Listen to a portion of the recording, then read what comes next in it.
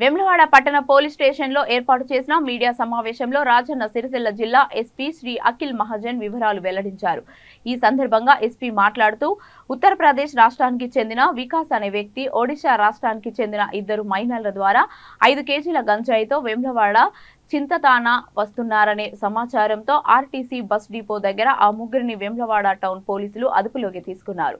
వారి వద్ద నుండి 5 కిలోల గంజాయిని స్వాధీనం చేసుకుని అరెస్టు చేసి రిమాండ్కు తరలించామని ఎస్పీ తెలిపారు.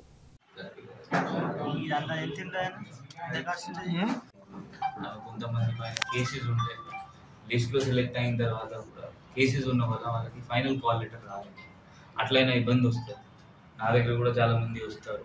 ఆ పాస్పోర్ట్ వచ్చింది, వీసా వచ్చింది, బట్ ఫైనల్ అక్కడ కంపెనీలో కువైత్లో గల్ఫ్లో పోవాలి అంటే కేసు ఉన్నాయి, మనం పోలీస్ వెరిఫికేషన్ ఇవ్వము. సో అందరు గాంజాతో దూరం ఉండాలి. మనం గాంజా పైన ఒక డ్రగ్ వార్ చేయాలి. అందరు కలిపి చేస్తే జనాలు, అందులో రిపోర్టర్స్, మీడియా వాళ్ళు, కామన్ సిటిజన్, డాక్టర్స్ అందరు కలిపి ఒక వార్ చేస్తే మనం దీనిపైన తిరగవచ్చు. సో అందరితో అదే మంది మీకు ఏమైనా చిన్న ఇన్ఫర్మేషన్ వస్తే మన 100 డైల్ చేసేయండి. లోకల్ ఇన్స్పెక్టర్కి, ఎస్హెచ్ఓకి, డిఎస్పీకి, నాకు మీరు ఇన్ఫర్మేషన్ డైరెక్ట్లీగా ఇవ్వండి.